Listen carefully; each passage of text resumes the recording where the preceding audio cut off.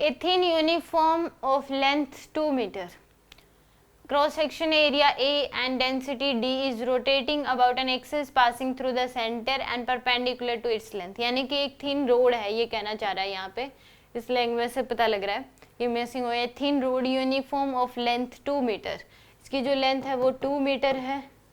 Cross section area A है, इसका cross section area क्या है, ए है. और डेंसिटी क्या है इसकी, डी, डेंसिटी है D. X center and perpendicular to axis passing through the center and perpendicular to its length with angular velocity omega. ये सेंटर से एक एक्सिस पास कर रही है और इसके परपेंडिकुलर है और ये इसके अबाउट रोटेट कर रही है किससे, ओमेगा की एंगुलर वेलोसिटी से. If the value of omega in term of its rotational kinetic energy is E equal to alpha E A D, area और डिस्टेंस इसकी टर्म में दे रखी है आपको. The value of alpha is, value of alpha बतानी क्या होगी, तो हमें पता है काइनेटिक एनर्जी होगी, रोटेट कर रही है तो हाफ आई ओमेगा स्क्वायर ही होगी. और आई की वैल्यू अगर एक रोड है सेंटर से एक्सिस पास कर रही है तो कितनी होती है, ml स्क्वायर बाई 12, तो आ जाएगी half ml square by 12 into में ओमेगा स्क्वायर. अब ये m की टर्म में नहीं है, a और d की टर्म में है, क्रॉस सेक्शन एरिया और डेंसिटी की टर्म में है.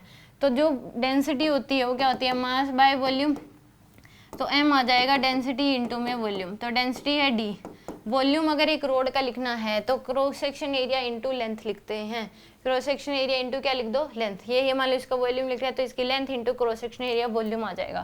तो यानी कि A इंटू में L, ये आपके पास मास आ गया. तो यहाँ पुट कर दो हाफ m की जगह पुट करो आप D into A into L square by में 12 इंटू ओमेगा स्क्वेयर. ये काइनेटिक एनर्जी, तो ये equal to half DAL cube omega square by में 12. तो यहाँ से ओमेगा की वैल्यू बतानी है, omega in term of rotation kinetic, तो ओमेगा स्क्वेयर इक्वल टू आ जाएगा 24K डिवाइड बाय में DAL क्यूब. ये आएगा आपके पास.